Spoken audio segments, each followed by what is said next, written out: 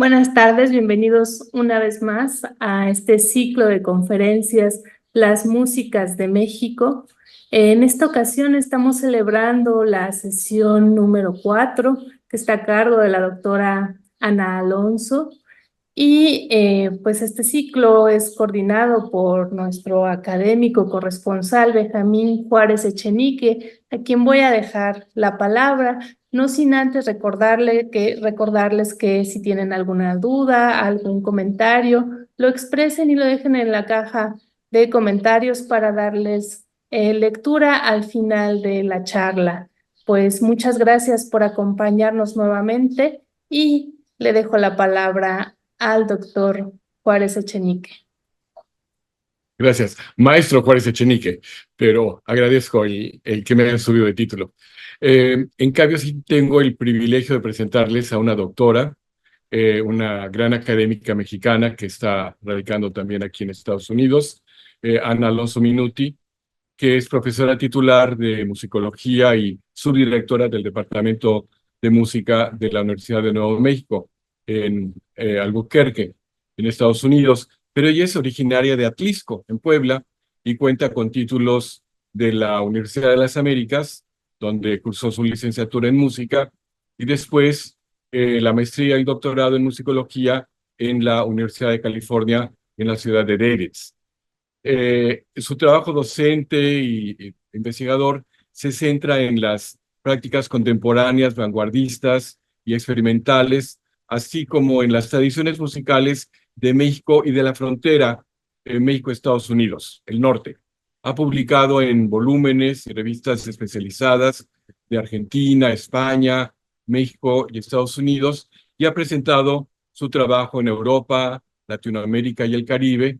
Dentro de la Unión Americana, ha sido invitada como conferencista en múltiples universidades de gran prestigio como Columbia, Cornell, Indiana, Harvard y Northwestern en Chicago.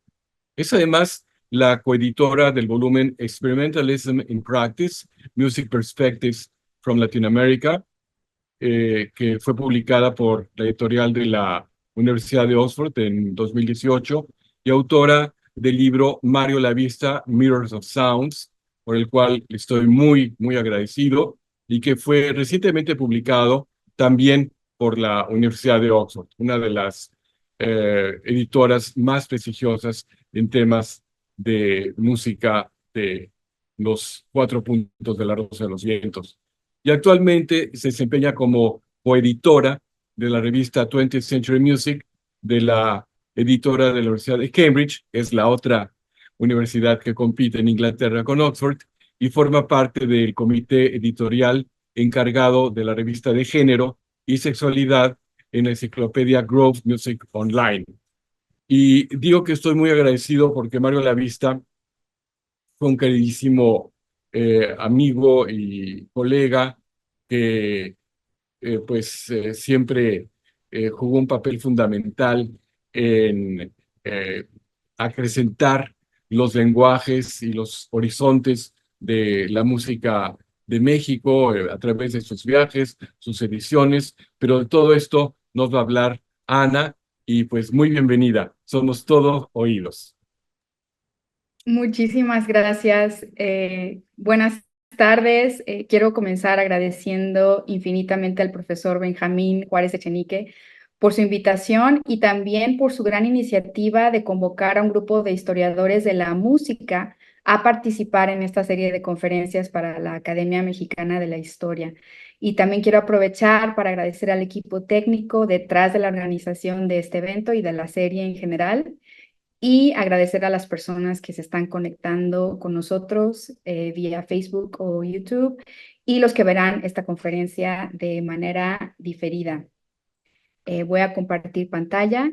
Ya me avisarán si funciona. Fantástico. Mi presentación esta tarde, como bien lo mencionó Benjamín, es material derivado de un trabajo de investigación más amplio sobre la trayectoria creativa e intelectual del compositor Mario Lavista, quien nació en la Ciudad de México el 3 de abril de 1943 y murió también en la Ciudad de México el 4 de noviembre del 2021. Mi libro, titulado Mario Lavista, Mirrors of Sounds, o Espejos de Sonidos, fue publicado el pasado octubre por la editorial de la Universidad de Oxford y gracias a una competitiva beca otorgada por la Universidad de Nuevo México, pude publicar en acceso abierto. Es decir, este libro se puede consultar gratuitamente en su versión digital desde la plataforma de la editorial o bien se puede descargar en formato PDF. En la pantalla me parece que están viendo ya la liga de acceso y también el QR que los redireccionará a la página web de la editorial para que lo puedan consultar. Mi trabajo está informado por múltiples entrevistas realizadas a lo largo de 2 décadas, tanto con el compositor como también con otros músicos, artistas y protagonistas en el ámbito intelectual y cultural en México y Latinoamérica. Y si bien el libro está publicado en inglés, decidí incluir todas las citas de las entrevistas en el español original en las notas al pie de página. Enfocaré mi conferencia esta tarde en uno de los temas centrales de la trayectoria creativa y estética de Lavista, la espiritualidad y la contemplación religiosa expresada a través de la música, tema que abordo en el capítulo 6, titulado Espejos de un orden superior, tradición, memoria y espiritualidad. Parte de este material también fue incluido en un ensayo titulado Trayectorias de espiritualidad y redes intertextuales en la música religiosa de Mario Lavista, el cual fue incluido recientemente en un volumen editado por los musicólogos Javier Marín López, Montserrat Capelán y Paulo Castaña, publicado por la editorial iberoamericana Verwerth, el cual también puede consultarse gratuitamente en la página web de la editorial. Es muy significativo para mí poder compartir estas publicaciones en acceso abierto, porque esto permite que la investigación sea accesible para una audiencia global sin barreras económicas, promoviendo también la difusión transparente del conocimiento. Espero que las ligas que se irán compartiendo a lo largo de la conferencia les sean útiles para consultar las fuentes más adelante. Y de nuevo les agradezco mucho por su atención. Mario Lavista se caracterizó por ser un compositor polifacético. Además de su obra de cámara y orquestal, su extensa producción abarcó también música electrónica y electroacústica, así como para danza, teatro, cine, televisión y exposiciones gráficas. En su producción se percibe una relación intencional con otras artes y una integración de aspectos de las vanguardias modernistas, tanto europeas como de las Américas. Su música es evocativa, refinada y poética. Presenta una minuciosa atención al timbre, a la permutación de motivos y a la textura. Una exploración analítica de la actividad compositiva de Lavista demuestra que fue un compositor relacional, es decir, no escribió música para sí mismo, sino sobre, para y con otros seres con quienes establecía relaciones afectivas. En ocasiones, dichas relaciones afectivas se extendían hacia poetas, escritores o pintores vivos o muertos, cuya obra sirvió como motivo de inspiración para la composición. Vista bajo esta perspectiva, su música puede ser concebida como un punto de confluencia entre presencias, sonidos, textos e imágenes. Un marco útil para discutir las interacciones entre las distintas referencias presentes en la obra lavistiana es la intertextualidad, definida a grandes rasgos como la interrelación existente entre un texto y otro, ya sea contemporáneo o histórico, que puede ocurrir a través de la alusión, cita o referencia. Aunque el término, proveniente de la teoría literaria, se aplica sobre todo a textos escritos, el concepto ha entrado en el campo de la musicología para entender las presencias y confluencias de las citas musicales, las alusiones y los préstamos presentes en la música. En el caso particular de la obra de la vista, el análisis intertextual nos permite considerar la interacción de referencias tejidas en su narrativa musical, ya sea literarias, pictóricas o musicales.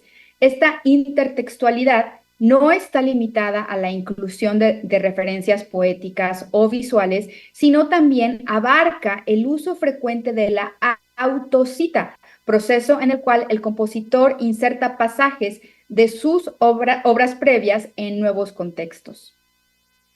Si bien la dimensión intertextual está presente en toda la música de la vista, es en sus piezas de carácter religioso donde conscientemente se propuso establecer puentes de conexión entre lo terrenal y lo espiritual, entre la humanidad y la divinidad.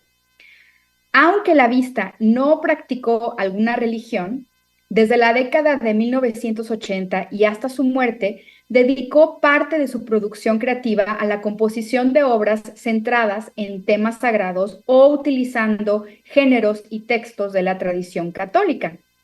En su conferencia magistral para la Cátedra Latinoamericana Julio Cortázar, impartida en la Universidad de Guadalajara, México, en el 2014, la vista expresó que su interés en la música sacra siempre ha estado presente y declaró: soy creyente, quizá más por razones estéticas, pero estoy muy alejado de la Iglesia Católica. A pesar de su distanciamiento de la Iglesia como institución y de sus severas críticas a las prácticas musicales contemporáneas en las misas católicas, la mayoría de los textos que la vista utilizó para componer música religiosa provienen de la tradición católica. Además de sus piezas religiosas, la vista también escribió múltiples ensayos y dio numerosas conferencias sobre el tema de la música sacra.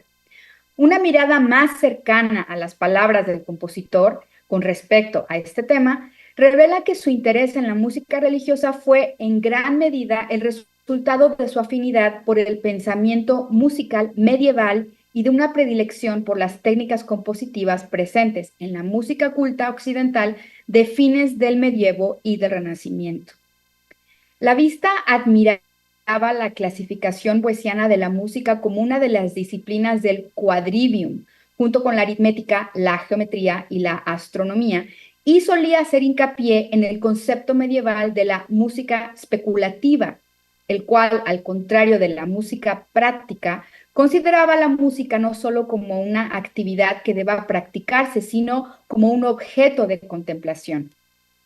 Como expresó el compositor en un ensayo centrado en Guido de Arezzo y Sor Juana Inés de la Cruz, el ámbito de la música especulativa pertenece al musicus compositor o al musicus filósofo, no al cantor-intérprete. En esta visión, la música se concibe no solo como una disciplina formada por sonidos, sino también relacionada con números. La música aspira a la perfección, es un espejo de un orden superior que refleja el orden del universo. En palabras de la vista, la música tiende un puente espiritual entre el hombre y la divinidad. En su música religiosa, la vista extendió puentes no solo entre la humanidad y la divinidad, sino también entre sí mismo y aquellos a quienes consideró sus ancestros musicales, es decir, compositores de la tradición clásica a quienes admiraba tanto del pasado remoto como de su pasado inmediato. Incluso su incursión en los géneros religiosos llegó por medio de la escritura de piezas en memoria de 3 figuras importantes en sus años de formación, todos ellos compositores.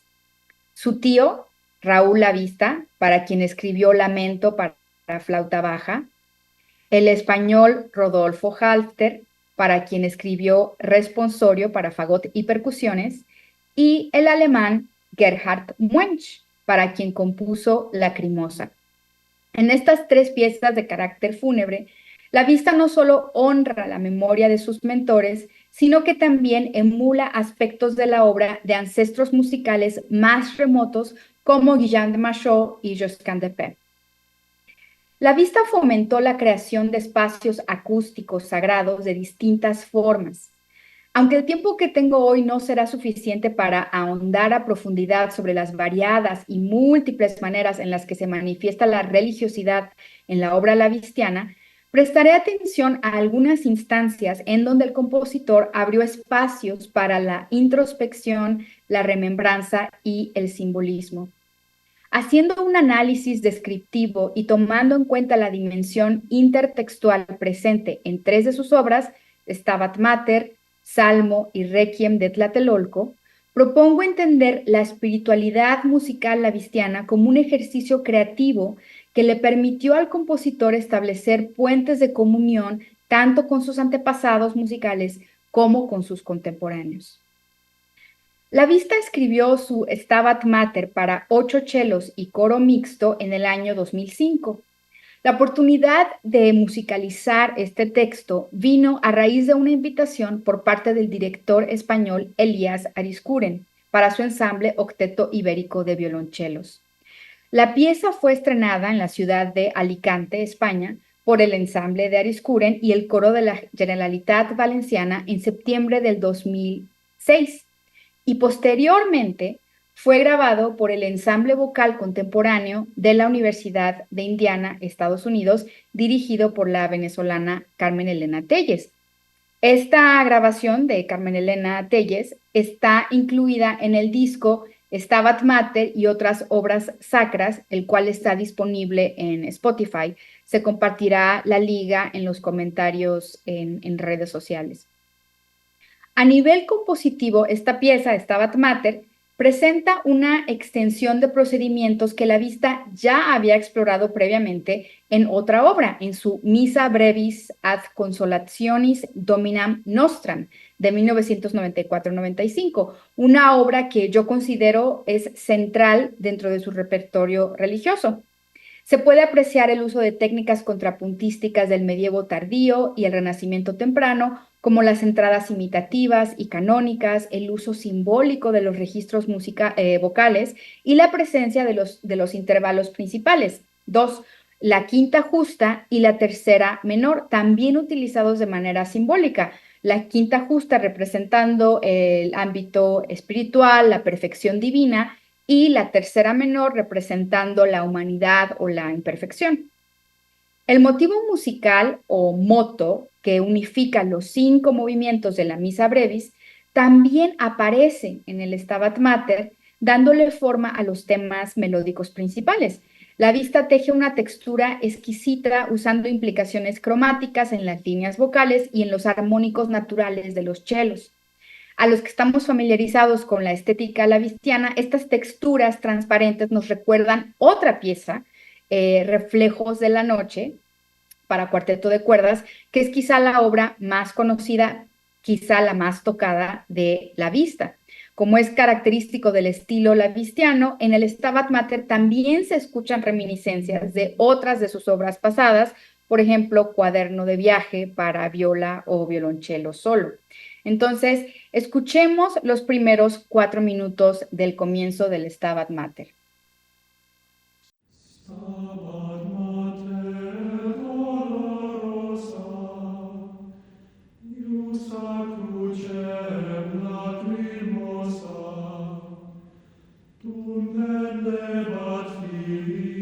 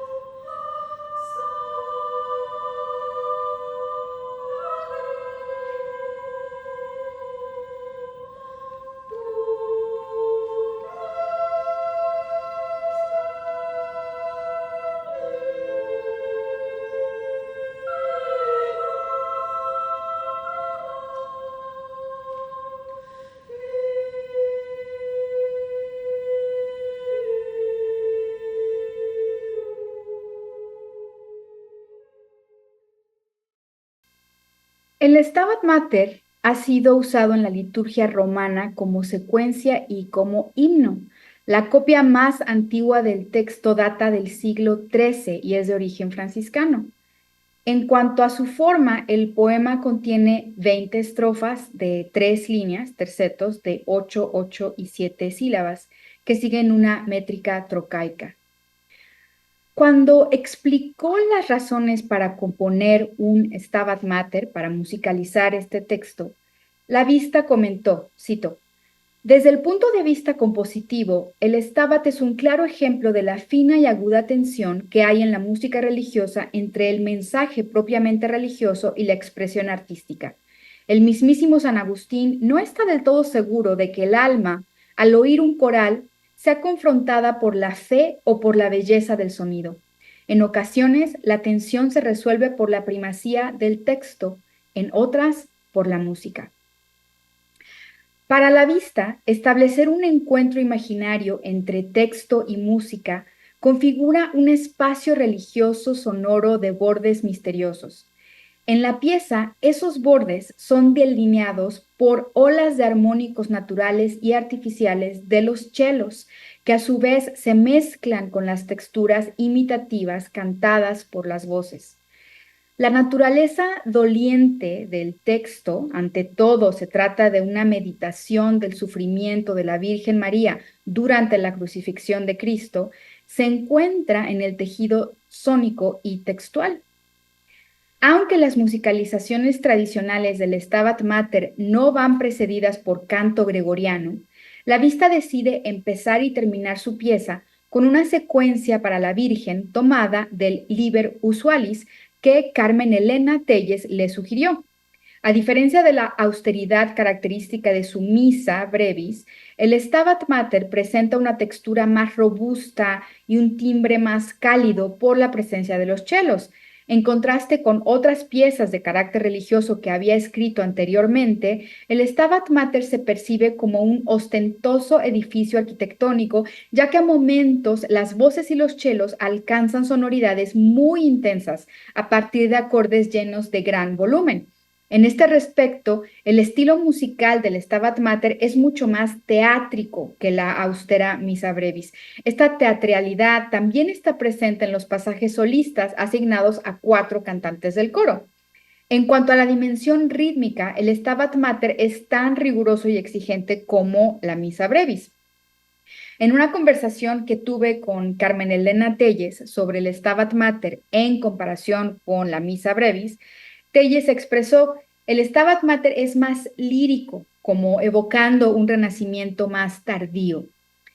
Por su parte, el compositor mexicano Leonardo Coral, quien publicó un análisis detallado del Stabat Mater, declaró, y cito, la experiencia auditiva al escuchar el Stabat Mater de la Vista es precisamente la de la percepción de una especie de tapiz formado por diferentes capas de colores finamente tejidos. Este tapiz musical se mantiene aparentemente estático, pero tiene movimiento contrapuntístico interno y contrastes de color y densidad que provocan 2 puntos climáticos culminantes. En el primer clímax de la pieza, la Vista sobrepone 2 estrofas, una asignada a sopranos y bajos y la otra a tenores. El énfasis en el número 3, presente en la estructura interna de las estrofas del poema y en las agrupaciones de las 3 voces, es un acto consciente por parte de la Vista de incorporar la simbología numérica e interválica de la música medieval religiosa en la tradición occidental. El número 3 representa la naturaleza de un Dios trinitario, Padre, Hijo y Espíritu Santo. Este énfasis en el número 3 también es parte del diseño estructural y armónico del Stabat Mater, como lo demuestra el análisis de Leonardo Coral. En términos de contenido lírico, esta superposición de estrofas yuxtapone 2 realidades temporales distintas. Por un lado, el texto otorgado a sopranos y bajos, articulado en primera persona, nos invita a experimentar el deseo del poeta de compartir el dolor de María, de empatizar con ella, de ser como ella en su dolor. Piadosa Madre, fuente de amor, hazme sentir todo tu dolor para que llore contigo. Por otro lado, la estrofa dada a los tenores, articulada en tercera persona, revela el propósito central de la muerte de Cristo, la salvación humana por medio del perdón de los pecados.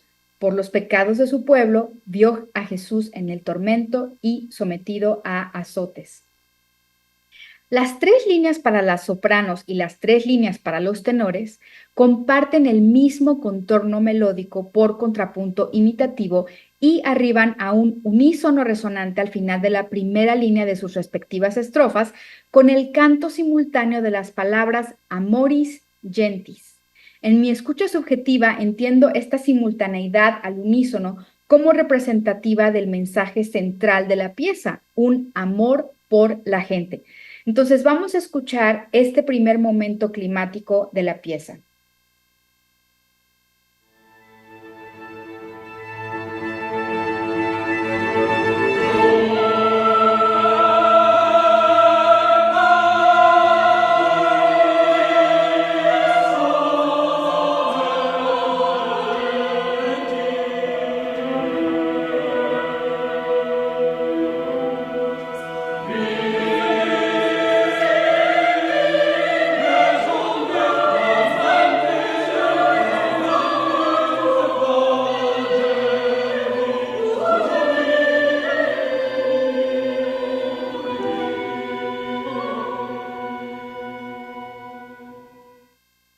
Como puede verse en la partitura, las 9 líneas vocales comparten la misma melodía con pequeñas variaciones ornamentales, una textura que, de acuerdo a Leonardo Coral, podría describirse como heterofónica.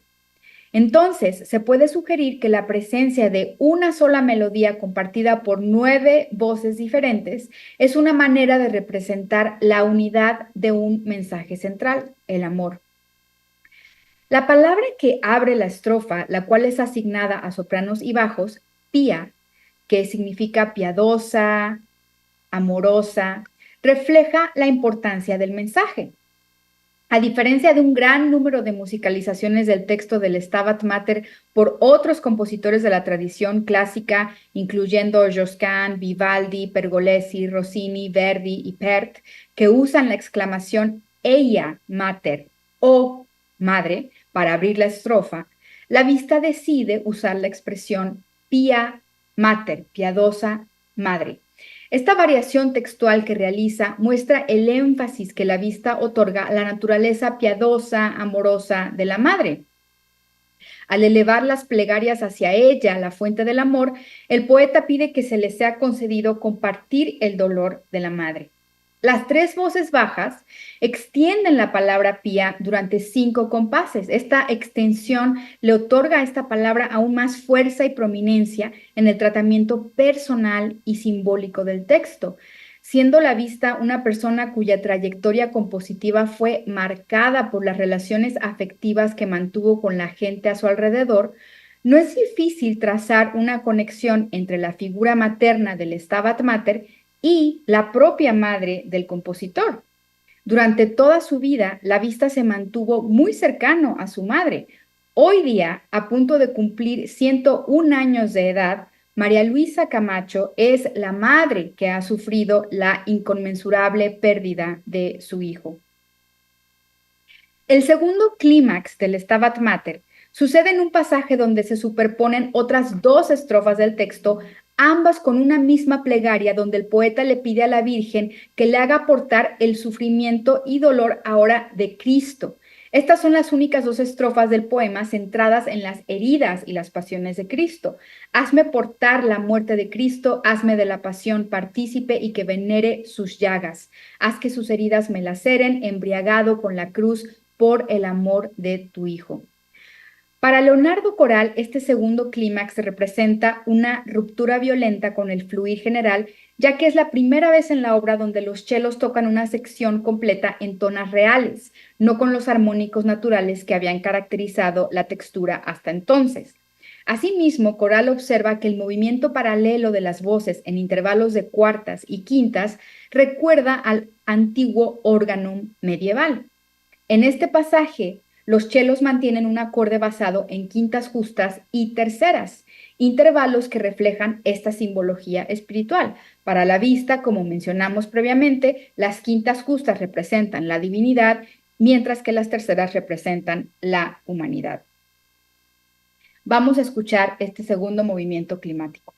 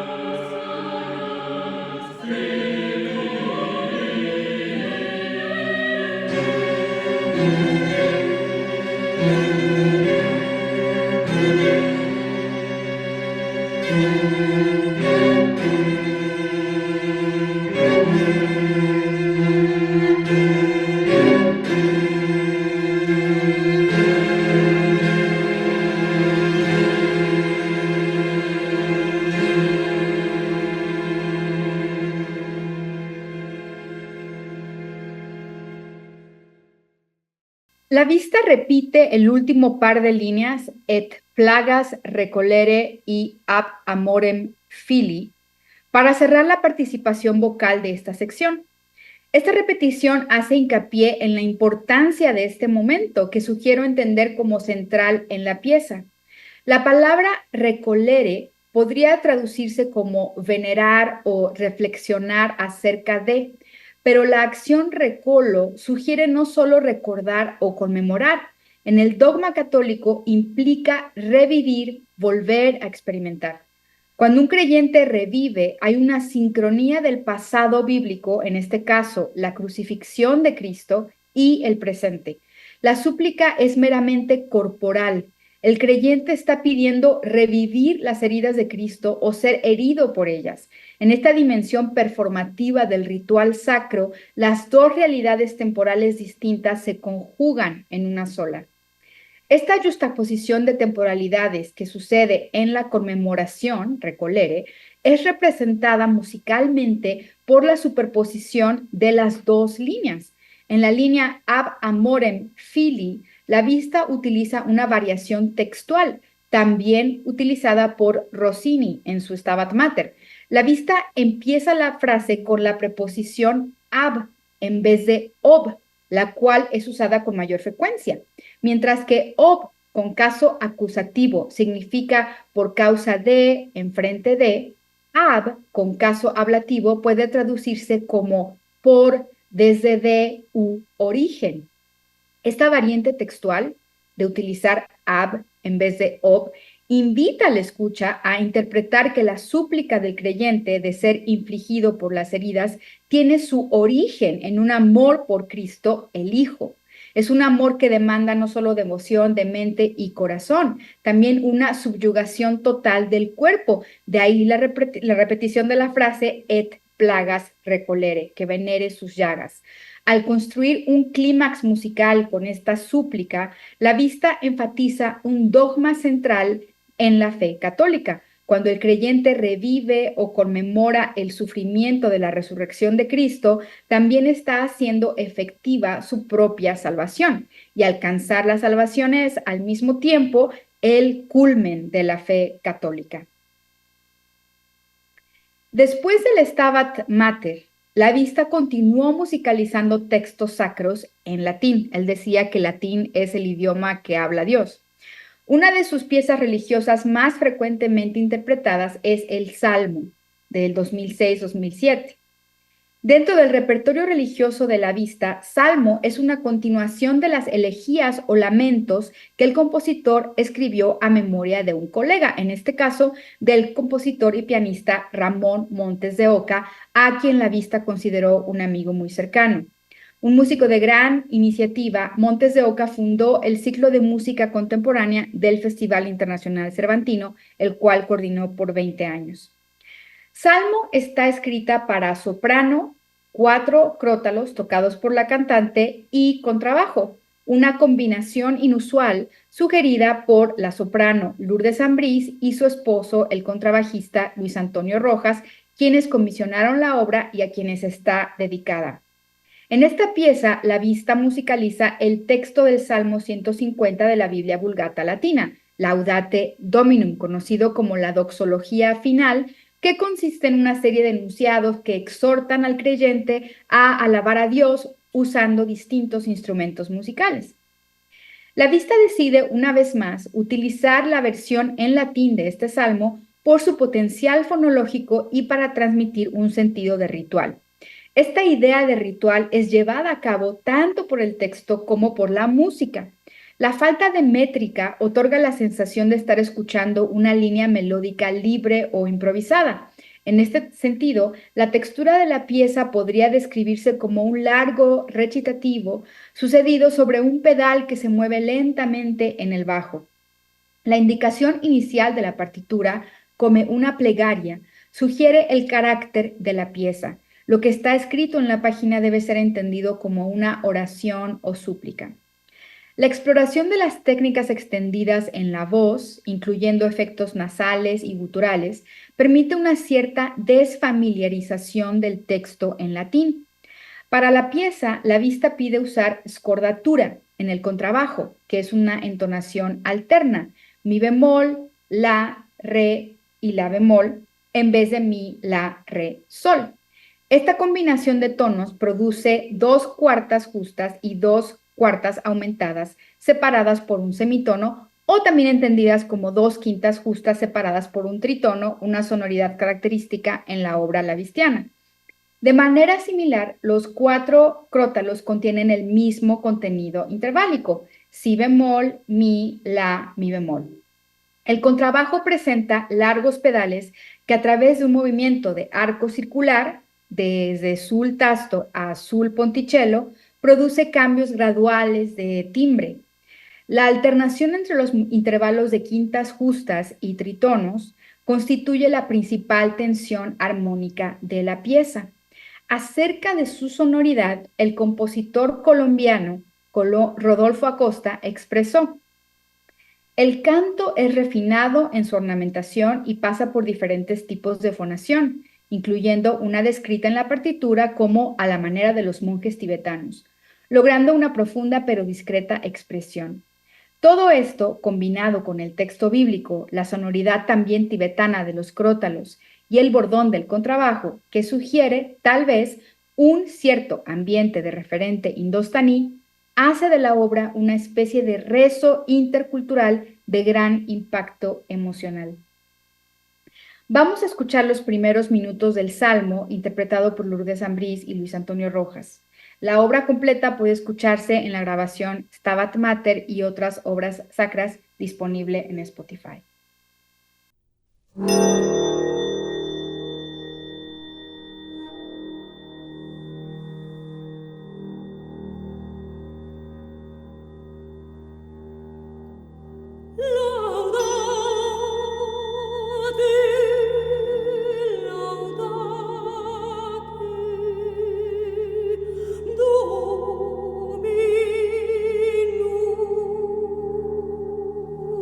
Domino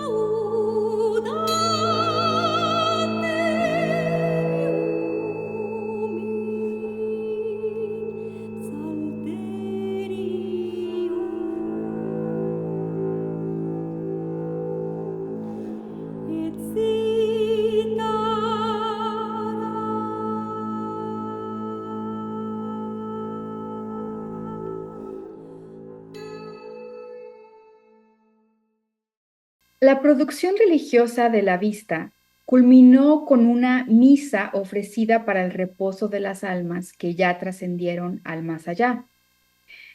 El compositor escribió su Requiem de Tlatelolco para orquesta y coro de niños en 2018 y casualmente fue la última obra a gran escala que compuso antes de morir. Esta obra fue comisionada por la División Cultural de la Universidad Nacional Autónoma de México, coordinada por el escritor Jorge Volpi, como parte de una serie de eventos conmemorativos del 50º aniversario del movimiento estudiantil del 68, marcado por la masacre que se suscitó en la Plaza de las Tres Culturas el 2 de octubre, en vísperas de las Olimpiadas a celebrarse en México. La pieza fue estrenada en diciembre del 2018 por la Orquesta Filarmónica de la Universidad Nacional Autónoma de México, la OFUNAM, con Ronald Solman al frente y los niños y jóvenes cantores de la Facultad de Música de la UNAM, dirigidos por Patricia Morales. Cuando se le preguntó cuál sería su dirección ante esta comisión, la Vista respondió: Yo no pretendo, a través de este requiem, ofrecer una especie de panfleto o de una protesta política o social. A mí en lo particular me parece mucho más importante escribir una obra a la memoria de los muertos en Tlatelolco, y en este momento no solamente a ellos, es todos los muertos que hay en México. Es decir, comparado con lo que sucede ahora, parece un juego de niños el 68. La predilección de la Vista por voces blancas está presente en otras obras corales religiosas que compuso anteriormente, donde, si bien no fueron concebidas para coros infantiles, pide de manera enfática a los cantantes utilizar una técnica vocal que imite a aquella de los niños, voces lisas y sin vibrato. Para Solman, la decisión de la Vista de usar un coro de niños simboliza la inocencia de las víctimas que fueron asesinadas brutalmente en Tlatelolco, entre quienes se encontraba una gran cantidad de estudiantes universitarios. Esta no sería la primera vez que la Vista escribió para esa formación vocal. Ya en otra obra, titulada Gargantúa, había utilizado coro de niños, acompañado por orquesta y un narrador. Y como veremos más adelante, estas dos obras, Gargantúa y el Requiem de Tlatelolco, están conectadas a nivel intermusical e intertextual. El Requiem de Tlatelolco tiene un total de 7 secciones a ser interpretadas ininterrumpidamente. Aunque la Vista no intentó comunicar ninguna agenda de índole política, la centralidad que le otorga a la secuencia Dies Irae, o Día de la Ira, transmite un mensaje poderoso de justicia. El clímax de la pieza coincide precisamente con las líneas del poema que anuncian el destino merecido de los criminales. Ellos serán condenados al fuego eterno. La sección Confutatis, confundidos, empieza con un pasaje rápido en las cuerdas marcado forte, y el coro, dividido en 2 líneas, introduce las primeras líneas del texto: confundidos los malditos, arrojados a las llamas acerbas, en un canon al unísono. Esta música, sin embargo, no es nueva. La Vista aquí incorpora una autocita proveniente de su pieza secular Gargantúa. Con base en escenas de las novelas del escritor renacentista François Rabelais, adaptada a francés moderno por Michel y Jean Villette, la obra Gargantúa se distingue dentro del catálogo de la Vista en varios sentidos. Además de ser una de sus piezas de mayor duración, es la única que musicaliza un texto en francés, idioma que la Vista hablaba y adoraba, y que incorporó el papel de un narrador. Gargantúa y Pantagruel, el conjunto de novelas francesas, narra la historia y las aventuras de 2 gigantes, Gargantúa y su hijo Pantagruel, en la ciudad de París en el siglo XVI. Utilizando la sátira y el humor, la novela hace uso de un lenguaje vulgar y ofensivo. El pasaje de Gargantúa que la Vista incorpora en su Requiem proviene del 6º movimiento titulado Gargantúa y las campanas de Notre Dame. En este punto de la historia, el gigante Gargantúa acaba de llegar a París. Después de ser perseguido por los parisinos, busca refugio en las torres de la Catedral de Nuestra Señora, donde están las campanas. Entonces, escuchemos este punto de la historia narrado por Guillermo Sheridan. Ya en París, y después de tomar un buen descanso, Gargantúa quiso visitar la ciudad. Todos se admiraban de verlo, porque la gente de París es tan tonta, tan inepta y tan boba, que un bufón, un vendedor de baratijas o una mula con cascabeles son capaces de reunir a más gente que un predicador del Evangelio. Y la gente seguía a Gargantúa con tal obstinación que tuvo éste que buscar refugio en las torres de la Catedral de Nuestra Señora, donde están las campanas. Instalado ahí y viendo a todos a su alrededor, Gargantúa dijo con potente voz: «Creo que estos bribones quieren que les pague aquí mismo mi derecho de entrada. Me parece justo. Les voy a convidar un trago, pero solo será para reírse un poco». Entonces desabrochó su bragueta y orinó sobre la multitud con tal poderío que se ahogaron 261.418 parisinos, sin contar mujeres y niños. Muchos huyeron de la copiosa meada y llegaron a la parte más alta del barrio de la universidad, sudando, tosiendo, escupiendo y sin aliento, buenos unos para blasfemar de rabia y otros buenos para reírse. Desde entonces, la ciudad fue llamada París.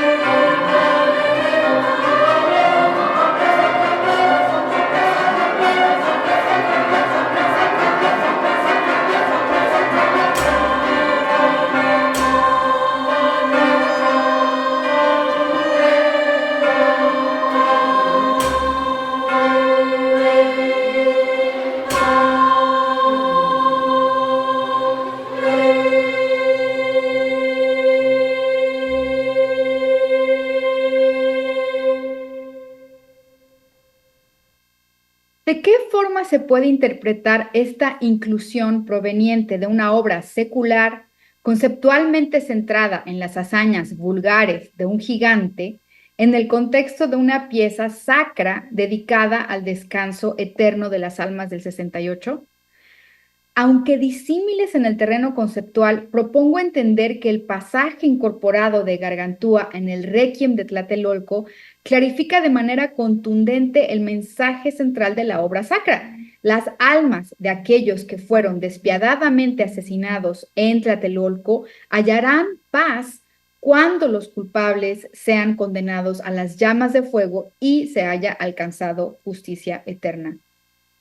La presencia de este intertexto musical es una realización ingeniosa del llamado de justicia. La cita musical de Gargantúa, que describe el asesinato de personas por una corriente de orina al pie de una catedral, es usada con el texto del Requiem cuando los malditos son arrojados a las voraces llamas. Mientras que en Gargantúa los niños cantan repetidamente Paris, esta frase, además de hacer un juego de palabras con el nombre de la ciudad de París, en español significa de risa o de broma. En el Requiem, la línea que cantan es oro, del verbo orar, elevar, petición. Dado que mi propia escucha estaba informada previamente por el motivo incesante proveniente de Gargantúa con el texto Paris, haciendo un ejercicio intertextual, propongo entender la presencia del mismo motivo musical ahora con un nuevo texto como una broma interna de la vista que a su vez actúa como una petición incesante para que las corrientes de orina erradiquen a los criminales que asesinaron a los estudiantes en Tlatelolco. Vamos a escuchar el intertexto sonoro presente en Requiem de Tlatelolco.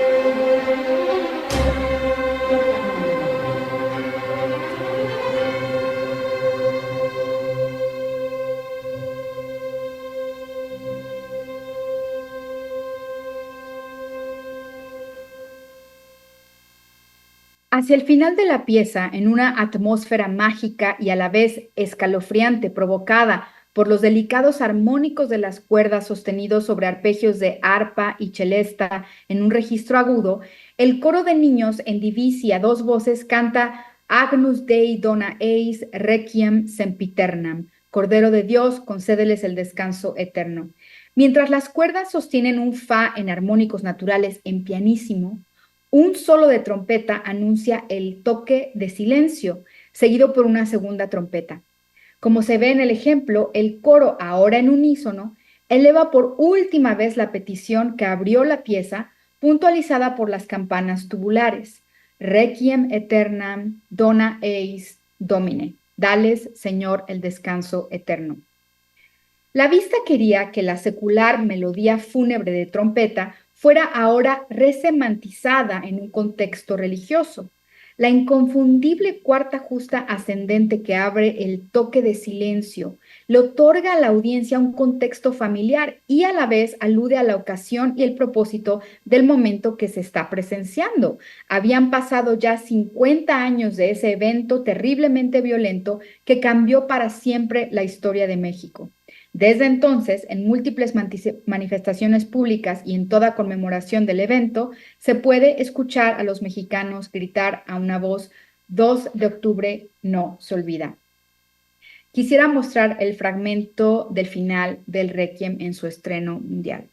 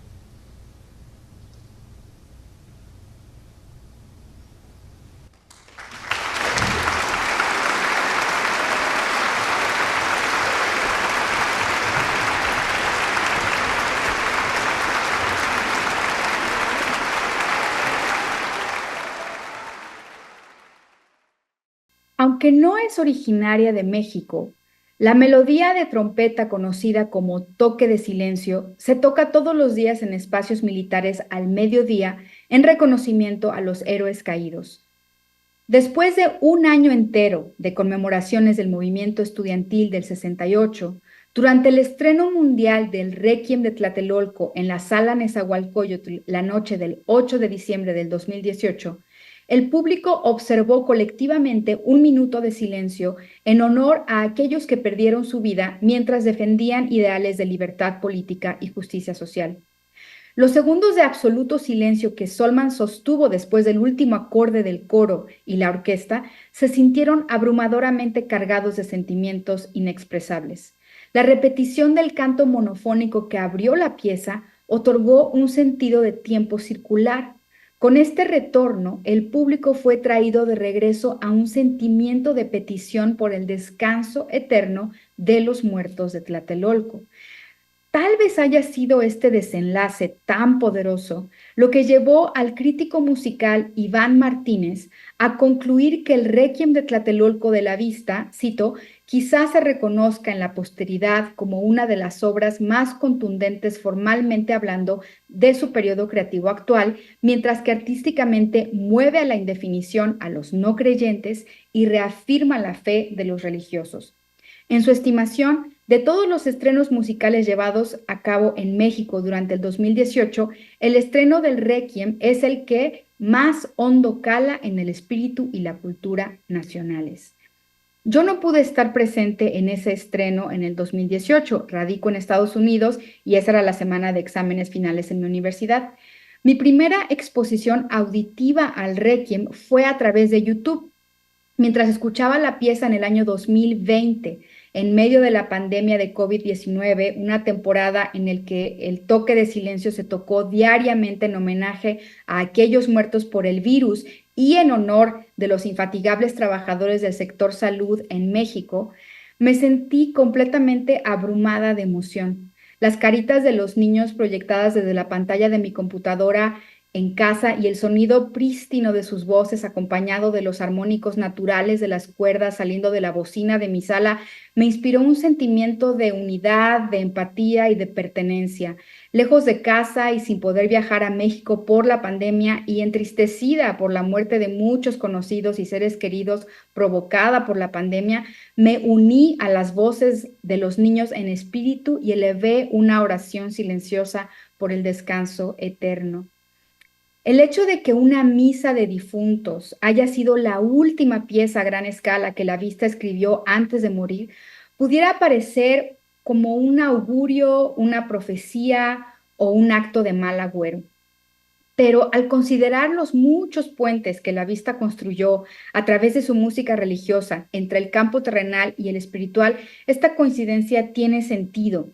Hacia el final de su vida y quizá de manera inconsciente, la Vista tuvo la oportunidad de vincularse creativamente con un texto sacro que eleva una oración para el descanso eterno de las almas, incluyendo la de él. Si consideramos que la Vista tenía la profunda creencia en que la música es espejo del universo y que sus piezas religiosas abrían espacios de comunión con el mundo espiritual y con la divinidad, entonces podemos entender el Requiem de Tlatelolco como un espejo que refleja la propia transición de la Vista, de ser una criatura terrenal hacia lo que su hija, Claudia la Vista, denominó luz sonora. A manera de conclusión, escribir música de carácter religioso fue una constante en la producción creativa de Mario Lavista. Al fomentar una afinidad conceptual con los compositores de la Edad Media y el Renacimiento, Lavista elegía su propia genealogía. De esta manera, al elegir sus abuelos musicales, como él mismo los llamó, Lavista alcanzó la libertad de tener tanto distancia como cercanía con respecto de tradiciones particulares, tanto locales como internacionales. Es en sus piezas religiosas donde la Vista establece espacios de comunión con las personas de su pasado y de su presente y nos invita a ver su música como un espejo de su propia trayectoria compositiva. Muchas gracias por su atención. Muchísimas gracias. Fue una charla que nos llenó de luz y nos llenó en lo personal, de emoción, de recuerdos de el querido Mario. Mario adoraba todo lo francés, la comida, músicos franceses, los vinos, la cultura, y desde luego que él tuvo la oportunidad de estar allá trabajando con Jean-Étienne Marie, y en aquella época Yankelevich todavía daba unas conferencias maravillosas que se abarrotaban los espacios donde hablaba en la Sorbona o en otros lugares. Y sí, nos hablaba precisamente de cómo la música tiene la capacidad única de expresar lo inexpresable, lo que no pueden decir las palabras. Y esto también Mario y yo lo comentamos en las voces antiguas de niños, donde le pide el niño, devuélveme mi voz antigua de niño, o sea, lo que yo decía antes de usar las palabras. Y Yankelevich también considera que la música está muy íntimamente ligada a la temporalidad y, como dices tú, nos permite escoger quiénes son nuestros vecinos, quiénes son nuestros parientes, porque la música tiene la capacidad de evocar el pasado y de anticipar el futuro. Y entonces es una forma de vencer la muerte, porque nos permite experimentar el pasado en el presente y experimentar el futuro en contra de todos los relojes. Es curioso que también Clepsidra y otras obras de Mario hablen mucho del reloj y del tiempo, porque pues un sonido, cualquier sonido, es una paradoja de la vida y es una paradoja de la muerte. Empieza en el silencio, termina en el silencio, tiene una extensión como una flor, como un árbol cuando llega el invierno. Y ese énfasis que tenía Mario en la importancia del silencio, no solo porque su obra empieza y termina en el silencio, sino también los silencios que le dan forma al articular las frases, al articular, cuando hice alguna obra de él aquí en Estados Unidos con estupendos músicos, él siempre tenía música engañosamente sencilla. Él tenía una minuciosidad infalible, precisamente esta está ligada de esta manera, está medida de esta manera, así con un rigor que siempre nos sorprendía y que decíamos, Mario, tienes toda la razón. Yo creo que la riqueza de tu libro es, espero, el primero de muchos volúmenes que tú y otros colegas hagan sobre la música de Mario y sus contemporáneos, porque también tenemos que conocer de Manuel Enríquez y de Federico Ibarra y de tantos compositores de aquella época, su relación con Nicolás Echevarría, como decías tú, en el cine, y también pues Guillermo Sheridan, que era un amigo mutuo cuando me encargaron coordinar un festival, la parte musical del Gran Festival de la Ciudad de México, y había una parte dedicada a la música contemporánea. Le pregunté a Mario, ¿quién quieres que escriba el texto sobre música? Precisamente en ese festival hice el estreno para orquesta de cuerdas de Reflejos de la Noche. Y me dijo Guillermo Sheridan, sin pensarlo. Y Guillermo escribió un texto maravilloso. Y yo creo que ahí, pues toda esta idea de Mikhail Bakhtin, de la literatura carnavalesca, que es toda una estructura de voltear el mundo y de respetar lo único de cada uno de nosotros en contra de el poder piramidal de las estructuras, como fue en la época soviética, que hizo que los textos de Bakhtin se conocieran hasta mucho tiempo después. Pues es algo, como muy bien dices, hermana perfectamente el Requiem con Gargantúa. Y bueno, pues también dentro del taller de Carlos Chávez se empezaba escribiendo órgana y estaba fascinado Mario siempre con la música, sobre todo del Ars Nova. Me tocó sucederlo como jefe del departamento de música en la UNAM. Entonces nos tocó hacer el estreno de la misa de Notre Dame de Machaut y fue ahí que él tomó la idea poco tiempo después de hacer la primera revista que se llamaba Talea y pues siempre estuvo fascinado con con la música medieval. Y yo creo que estas ideas que nos compartes de Mario y que son tan vigentes, pues las vemos en autores muy celebrados actualmente como Michael Ignatieff de Canadá, que ganó hace unos días el premio Princesa de Asturias, que precisamente él, sin ser creyente, fue invitado a dar una serie de lecturas en medio de distintas versiones de los salmos por coros alemanes y holandeses. Y pues otra cosa que nos dice Yankelevich, ¿no? Siendo él judío, él decía, en la tradición judía, en la tradición cristiana, nosotros podemos tener una conexión espiritual.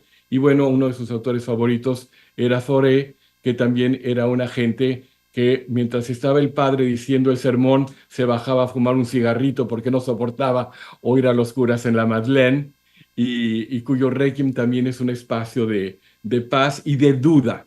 No es muy interesante ese mundo y el papel, si nos quieres hablar un poco de Mario como el compositor, como intelectual, como miembro del Colegio Nacional, como una gente que da estas conferencias también sobre su música, que presenta principalmente compositores jóvenes. Lo que quieras comentar sobre todo esto. Sí, claro que sí. No, me encanta que des esta, estas viñetas de tu pasado también con Mario, el cual es muy único, porque obviamente nos estás hablando de un Mario justamente del cual yo no conocí en los 70s, en los 80s, y me encanta hablar con personas que estuvieron ahí, ¿no? Por ejemplo, en el nacimiento de Thalea, esta Ujú, revista que tuvo una vida tan corta, pero que fue también como la semilla de lo que después se convirtió Pauta, Cuadernos de Teoría y Crítica Musical. Y Pauta tuvo una vida muy fructífera y fue una de las revistas, yo diría, más importantes del mundo de habla hispana en los 80s y en los 90s. Y para gente de mi generación, por ejemplo, con la carencia de textos musicales, ujú, musicológicos y teóricos en español, Pauta era un libro de texto para ujú. nosotros. Entonces, claro, ahí retomando lo que me preguntaste sobre Mario, no nada más como compositor, sino Mario como escritor, Mario como editor, Mario como gestor, Mario como intelectual. La figura del compositor como intelectual fue realmente, digamos, institucionalizada por Carlos Chávez, quien fue maestro de Mario Lavista, dentro del marco del Colegio Nacional, porque Carlos Chávez fue un miembro fundador del Colegio Nacional, lo cual yo creo que si Carlos Chávez no hubiera sido miembro fundador, no sé si la música hubiera estado, la creación musical hubiera estado representada como una de las disciplinas intelectuales a nivel nacional. Sin embargo, Carlos Chávez, siendo una figura tan fuerte políticamente, culturalmente, artísticamente, pues obviamente le dio pie no nada más a la música, sino también a las artes, sobre todo a las artes visuales y también a la poesía, etcétera. Siento también que él estaba de director del Instituto Nacional de Bellas Artes, etcétera. Entonces, aunque Mario no fue la persona que sucedió a Chávez, sino fue Eduardo Mata, muere Eduardo Mata y claro, la persona, digamos, la persona obvia para ocupar este puesto era alguien como Mario porque por su labor justamente no nada más creativa, musical, sino también como alguien que escribió multitud de textos de toda índole y publicó en revistas tanto literarias como musicales y cuyo trabajo se conocía, digo, a nivel de texto y a nivel de música y a nivel de gestión. Entonces, sí, lo que estás mencionando es interesante porque cuando se habla de Mario, no nada más se habla de alguien que escribió música, ¿no? Sino se habla de alguien polifacético, como lo dije al principio de la conferencia, estamos hablando de alguien con muchas caras, ¿no? Muchas caras de la misma creatividad. Yo considero que incluso las conferencias que dio en el Colegio Nacional, incluso los textos que publicó, son parte de la misma creatividad, del mismo interés por filósofos, por literatos, por culturas no nada más mexicanas, sino internacionales. Entonces, sí, aunque sí siento que también le dio mucha difusión a la música contemporánea en el marco del Colegio Nacional, porque encontró que para tocar música contemporánea se necesitan buenos intérpretes, pero también se necesita un aparato económico que apoye a esos intérpretes. Y en este caso, él, digamos, vio al Colegio Nacional como una plataforma importante que podía dar ese apoyo a jóvenes, sobre todo mexicanos, pero también extranjeros radicados en México y también extranjeros. Trajo a grupos también el coro de la BBC, trajo al coro de Carmen Elena Telles de Indiana University, etcétera, etcétera, para que el público mexicano gratuitamente pudiera estar expuesto a esta música. Sí, pues ni más ni menos hace unos días estuvo por acá en Harvard Juan Villoro y nos decía que él fue, desde antes de que se anunciara públicamente, el jefe de redacción de Pauta en forma anónima y gratuita, y pues de ahí empezó su gran amor por la música y su respeto por Mario. Otra anécdota que tengo que contarte, porque además en tu libro mencionas cómo él usa la melodía del pastorcito al principio del tercer acto de Tosca, es que uno de los sueños de Mario era salir al final del primer acto como el Papa en silla gestatoria dando la bendición. No sé si algún día lo logró, pero le encantaba también esa parte de espectacular, ¿no? De la liturgia católica y sobre todo esas ideas de los jesuitas de que si no tenemos las luces para llegar al cielo, pues vamos a bajar el cielo aquí con un espectáculo multimedia de sonido, música, incienso, vestuario, etcétera, muy alejada de la visión de los franciscanos que utiliza porque, bueno, el Stabat Mater es de Jacopone da Todi, casi casi un descendiente de San Francisco, que vivió en 1300, 1320, época de las cruzadas, y pues también el Dies Irae es de otro franciscano, también de aún anterior, como en 1200. Por cierto, nada más un comentario personal, porque me encanta todo lo que has dicho, ni más ni menos que Lope de Vega hizo una traducción maravillosa, como nadie, del Stabat Mater, mejor que la de Jacopone da Todi. Y vale la pena cuando lo cites usar este texto. Está en las rimas sacras, son 1614 de la obra completa de Lope de Vega. Que bueno, era hombre de teatro, pero también era cura. Así es que, pero vas a ver que esa traducción se empalma muy bien. Bueno, ya me callo porque tenemos aquí varios comentarios, felicidades. Lili dice que es un placer escuchar las composiciones de Mario Lavista, muchas gracias. Te felicita también Guillermo Valderas Vega. Y Luciano Ramírez Hurtado nos pregunta si Mario Lavista tendría algún parentesco con el filósofo, educador y abogado, diría también historiador, Ezequiel Chávez Lavista. Yo lo ignoro. No voy a saber ese dato, pero bueno, podemos averiguar Sí. y vemos. Tenemos a la chata, que más tiene una memoria privilegiada, se acuerda de todo y una alegría de la vida realmente increíble, pero sí lo preguntaremos.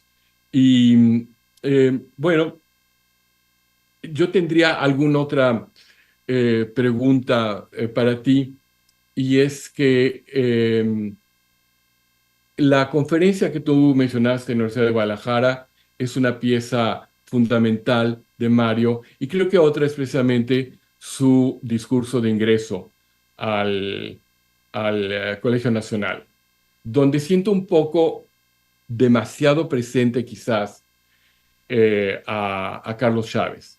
Está mencionado muchas veces, etcétera. Menciona a Debussy, Stravinsky, Bartók, muchos compositores.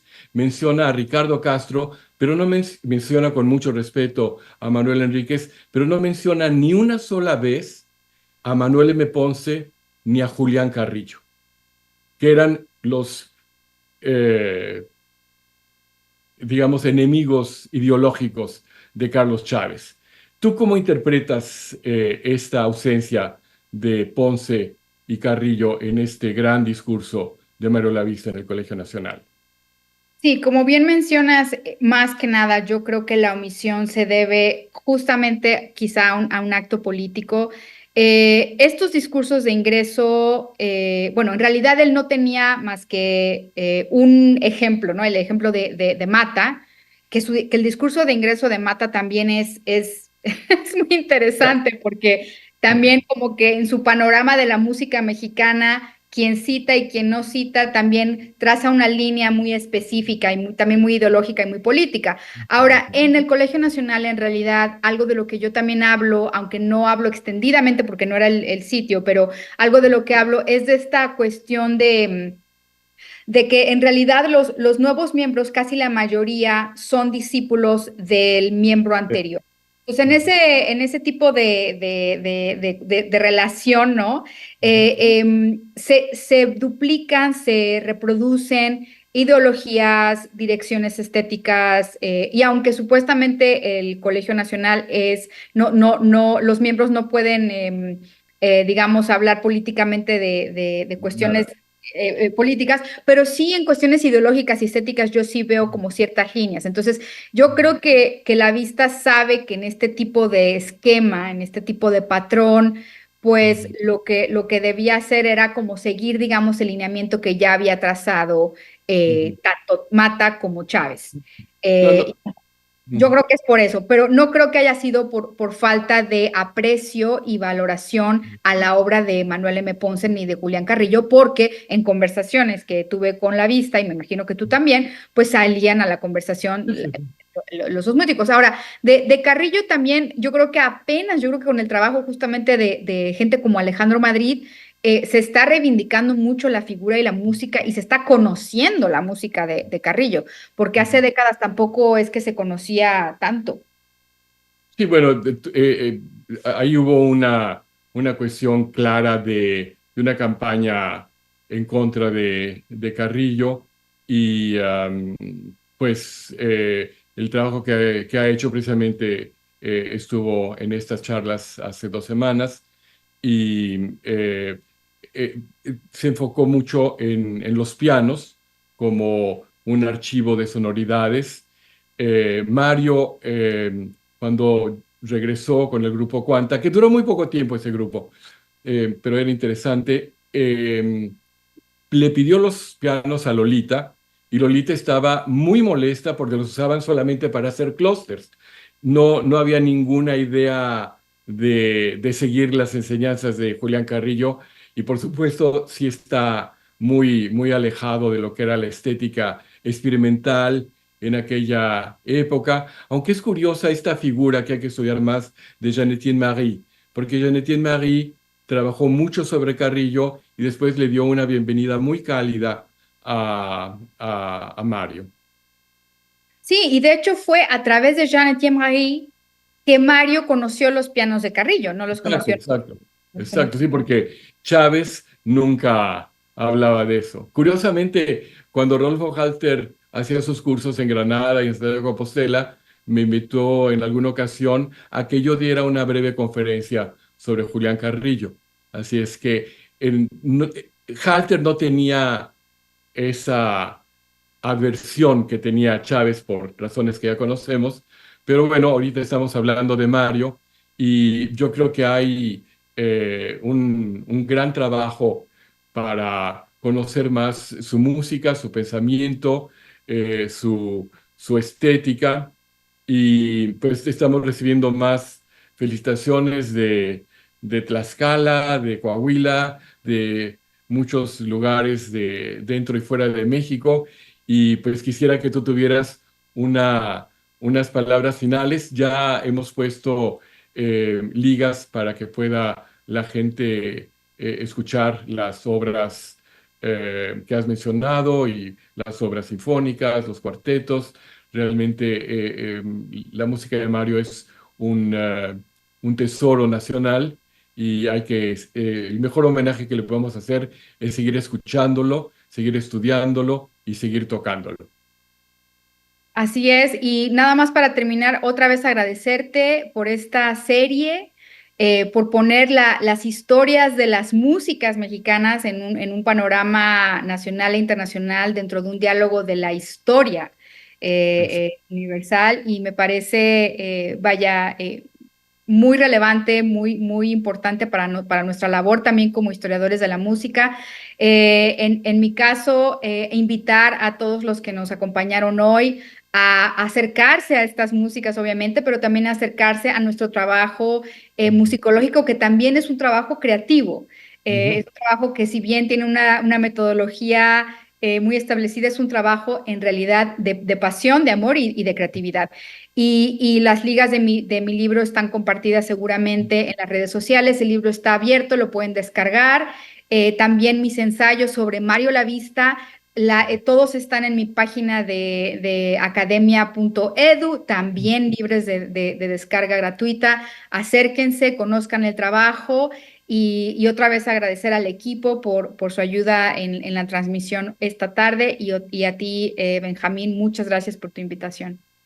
No, gracias, Tatiana, y seguiremos en contacto. Y igual a todos nuestros amigos que siguen esta y todas las maravillosas series de conferencias de la Academia Mexicana de la Historia. Que tengan muy buena tarde.